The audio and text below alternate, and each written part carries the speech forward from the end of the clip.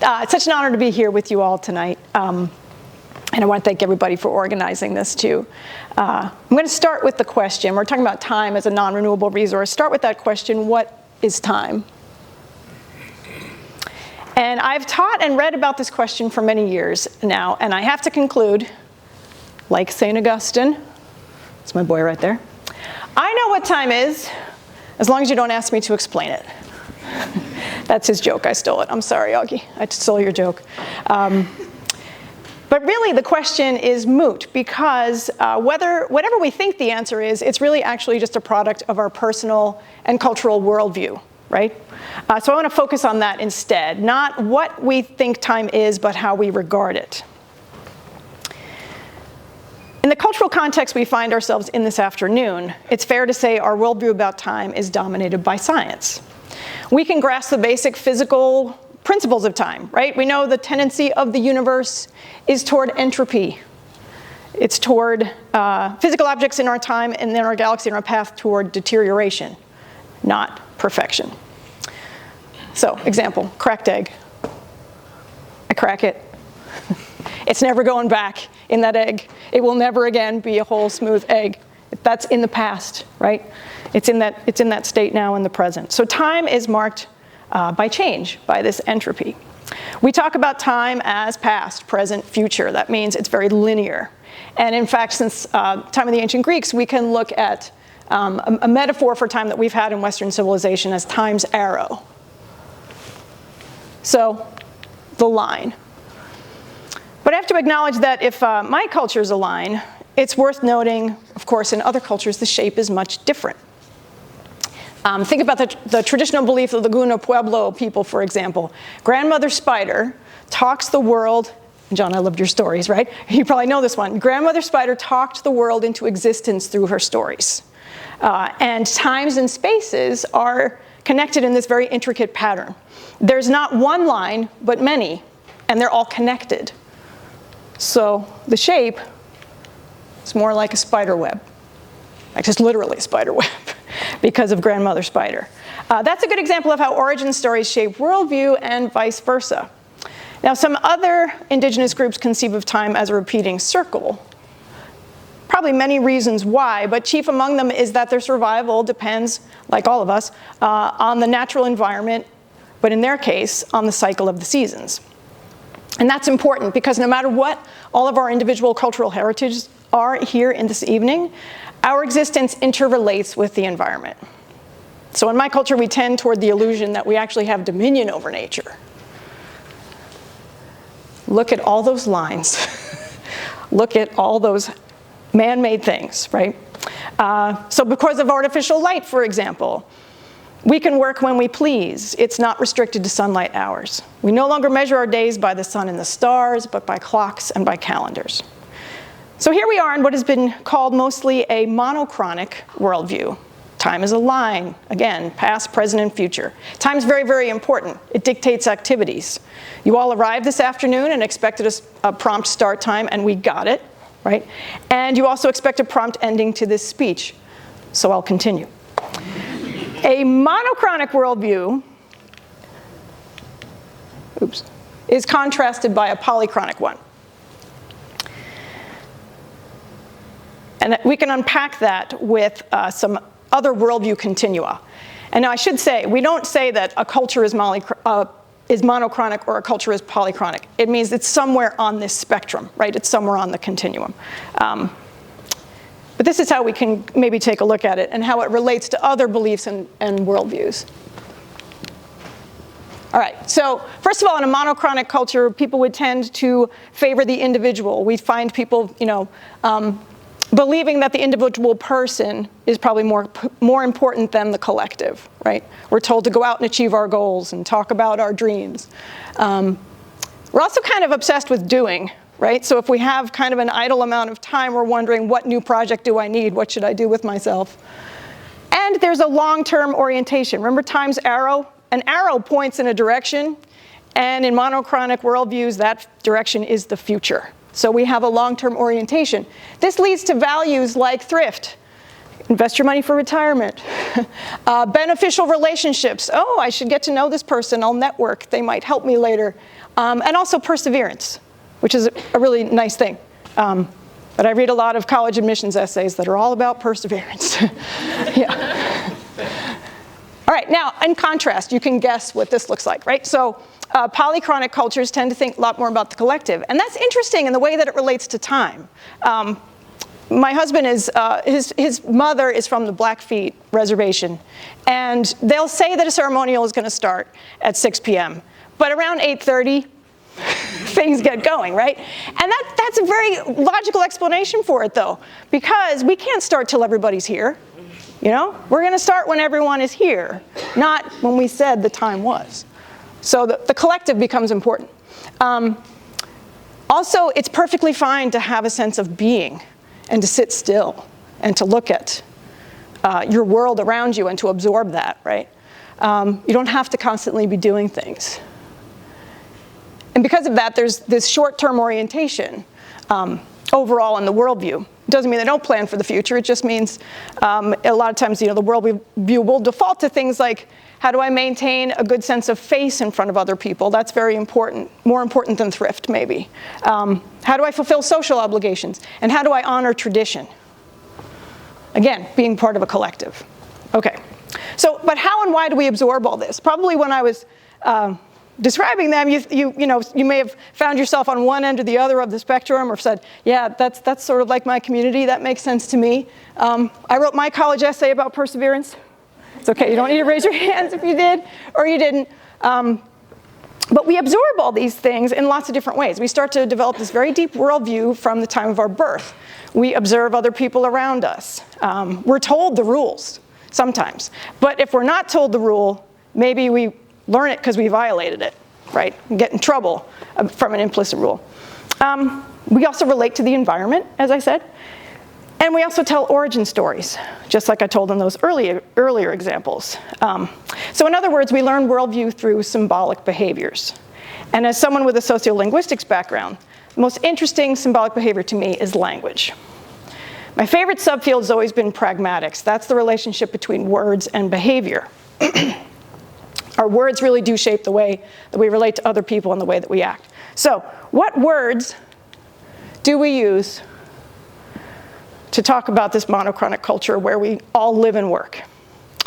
Generally, this falls into two categories, right? So first of all, you could think of time as an unstoppable, wild thing. It's a force of nature, right? So we use different expressions like tempus fugit, velut umbra is the rest of that phrase, right? Time flies like a shadow.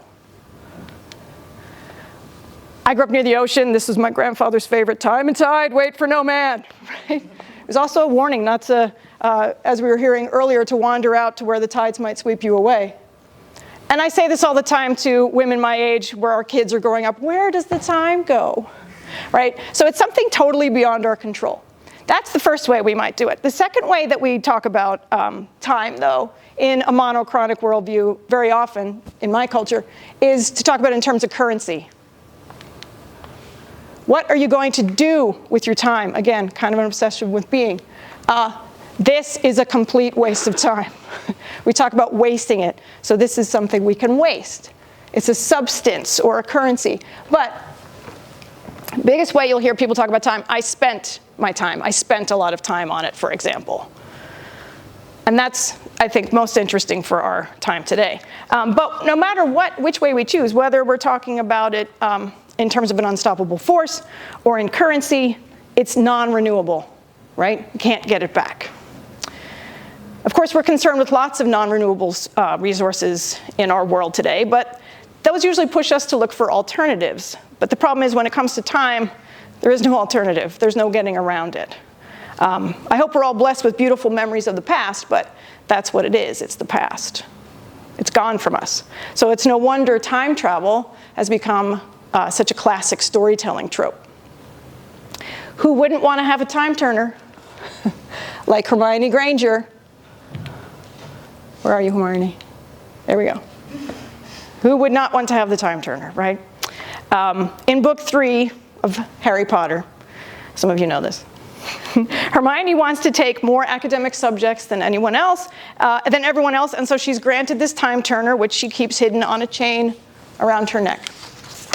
Now, for each turn of the little mini hourglass, she gains back an hour of time, so she can go to a class and finish it, and then if she needs to, another class that was happening at that exact same time, she just turns it again. This doesn't actually go all that well for Hermione, because she's in this constant state of exhaustion and stress. She lives much longer days than her friends, and she can't confide in them about the time turner until the plot of the book reaches a crisis point. And things do get resolved, but it's also immortalized in internet memes making fun of it. So first of all, yeah, you had the power of time travel, and you decide to go to extra classes with that power. But here's the even more famous one.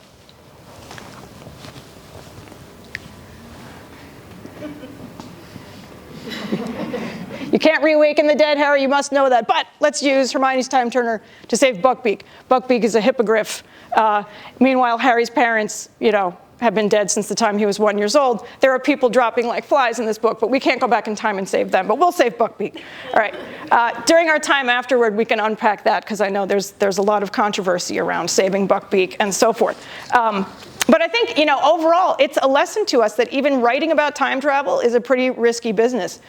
In fact, thanks to that exposed plot hole, probably not only that, but J.K. Rowling did have to write the destruction of all time turners in the wizarding world into her narrative 2 books later, mostly so that it came to a good ending rather than just going back in time. But still, I suspect many of us occasionally wish we had a time turner. I mean, think about the self-help industry and all the tips and tricks we have, right? Life hacks. You can cut down your time spent doing this so that you can spend more time on that. And there's that currency metaphor again. So I want to lean into that for a minute. Let's relate your time to money. How much time do we actually have? Assuming a global life expectancy of 71 years, I'm going to include leap days. Most people don't do that. I did. Included leap days. So we've got approximately 622,386 hours. It's assuming you live all that time. I'm gonna apply the taxes analogy. So let's say you're taxed 1/3, because we're supposed to spend 1/3 of our life asleep. Young people, I hope you do. You really do need to. What does that leave us with then? 414,924 hours. Okay. So what are you going to do with that? What's your approach to your hours? Are they yours to spend?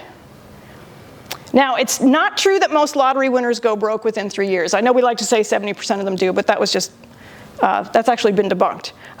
The majority of lottery winners are actually quite modest in their spending. I mean, despite its title, My Lottery Dream Home is full of nice older couples who just want an extra bedroom, maybe a pool for the grandkids, right? They don't max out their winnings.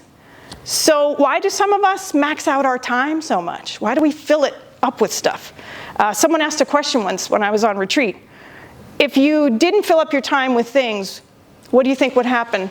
And what is it that you're afraid of? What are you afraid to not be distracted from? I think that's a really good question.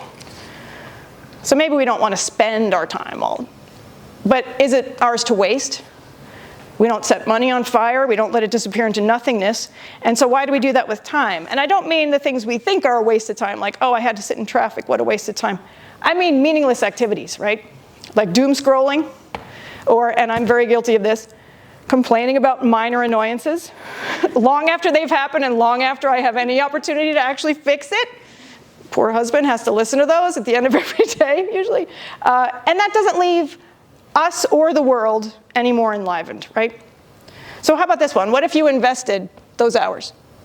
That's better, right? That's a better analogy. But there are still some issues. So think about when you invest money, you are focused on future success, not the present. Investments can cause a preoccupation with things beyond our control, like the stock market. The analogy with time here is that it's really good to see the things that we do as investment in the future, like if we plant seeds today, have a beautiful summer garden later.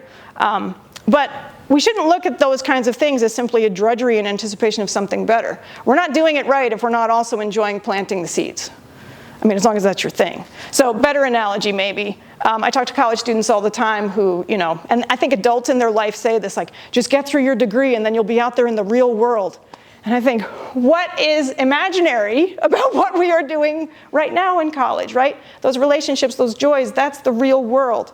And also, the present, if you think about it, is more important because the future is only a projection. It's really promised to none of us. So let's look at this in a countercultural way. What if your hours are yours to give away? I think maybe for some of us, everything would change. Oops, I missed one.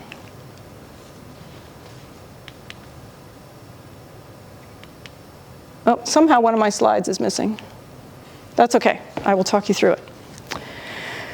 All right, so there are a few key words that go around with, that go with this idea of giving our time away. Okay, so first of all, if it's a gift for us to give, remember time is first a gift that we're receiving.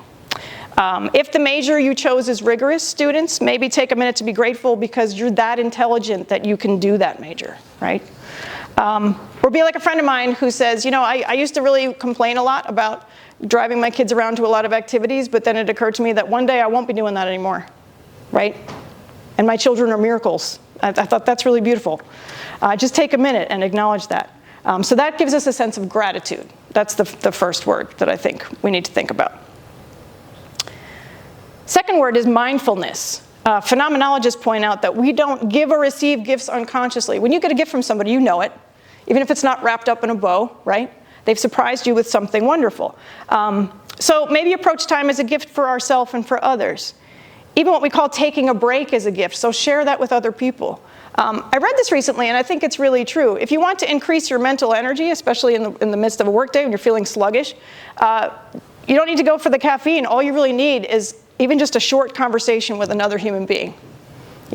Get up and go talk to them, say, what are you working on, right? Or pick up the phone and call a friend. And I know you're tempted to text, but don't do that. Your brain needs to hear other human voices, like actual words, and to have that interchange.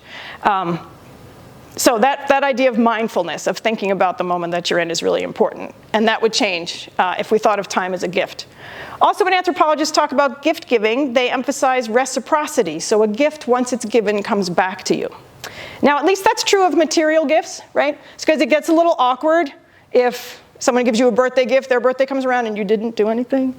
It's awkward. But somehow it's different with time. Time, I feel like sometimes you can give that unconditionally.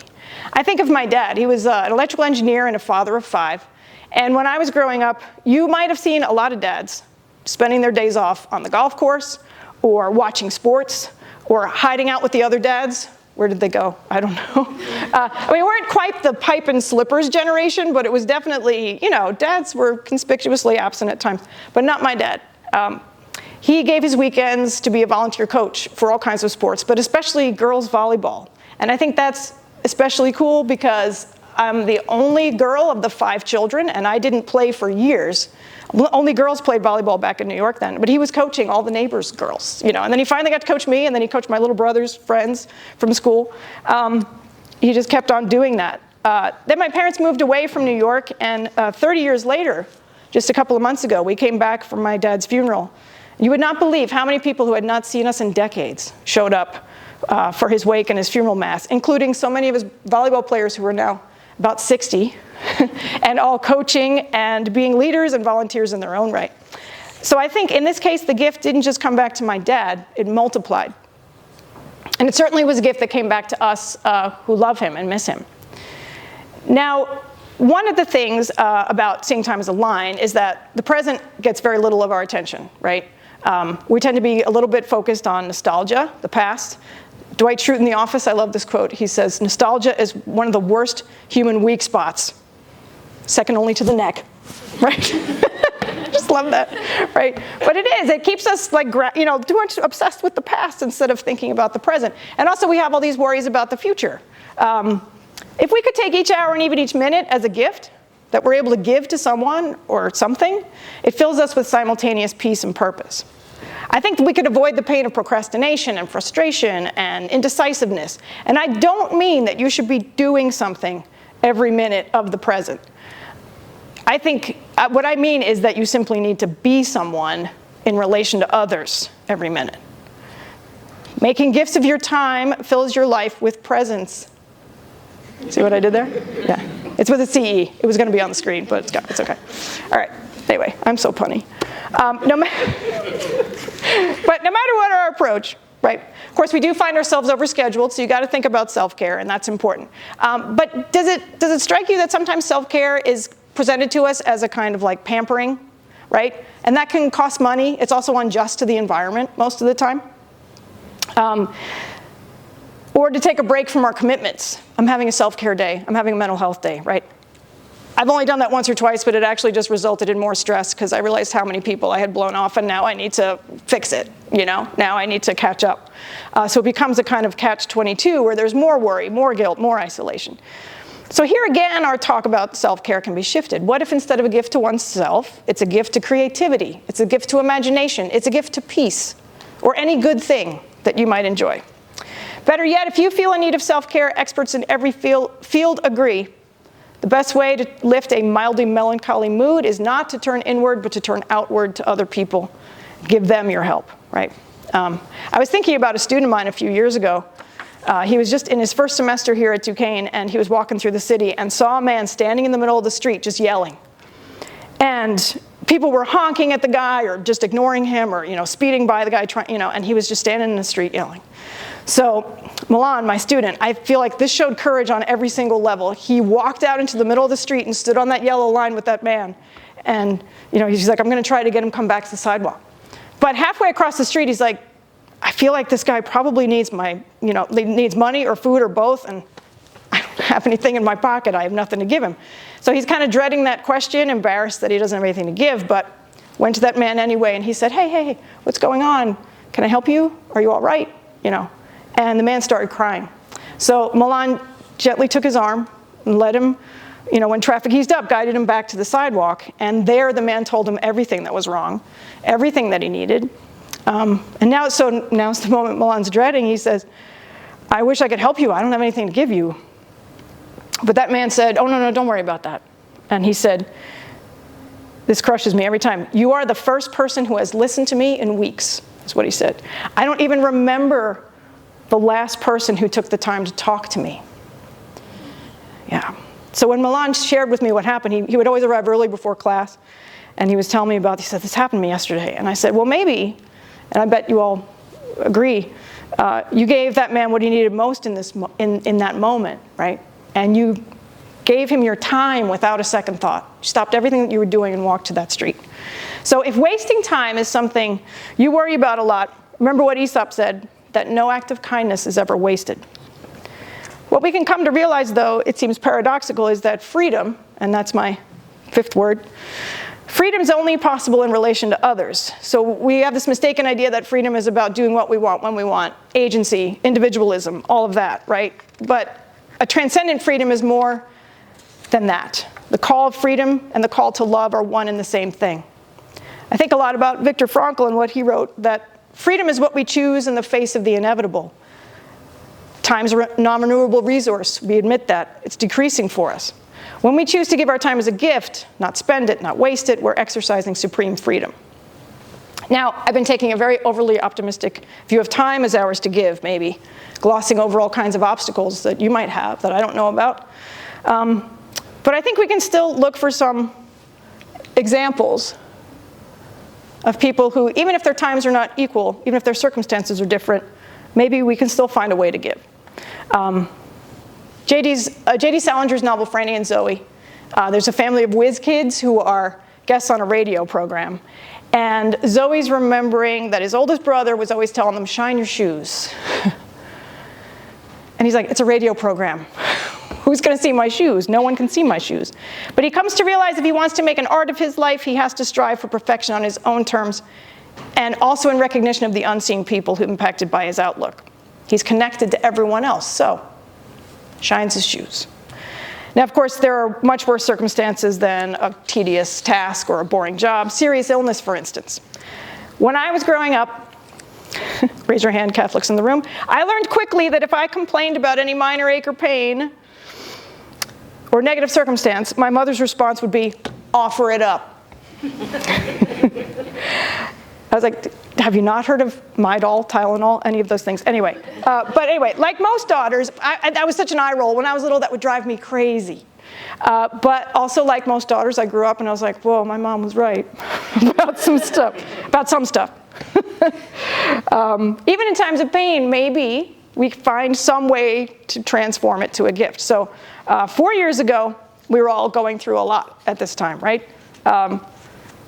COVID-19 quarantine started. The day that started, I started really aggressive cancer treatments. And so we were all going through our own versions of pain and sickness and isolation.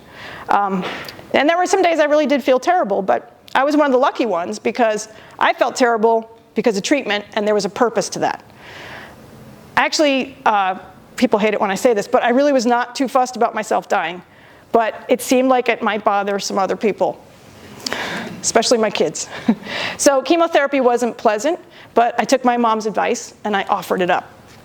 I also took great happiness, probably like we all did during that time, in the tiny little moments that make life wonderful, like little fluffy cat against my back. It's Matthew. I saw those as gifts, as little surprises in a hard time. And I hope you got to find those moments too. I'm also extremely lucky. I recovered well from everything. I have to remind myself that I had hope, while for other people, hope can be hard to come by. People who are incarcerated, for instance, by definition, are denied many freedoms. Now, I feel I've gained some insight from someone I know who's serving a life sentence, but I would never pretend to know I would never pretend to understand what that's like. There are, however, examples of individuals exercising their true freedom. Many prisons today have programs where individuals can be allowed to care for an animal, for instance, and this seems to have many beneficial outcomes. But what's interesting to me is that this common practice started accidentally when a stray cat wandered near a prison yard and caught the attention of the men there, and they began to bring him some food and to pet him and to play with him.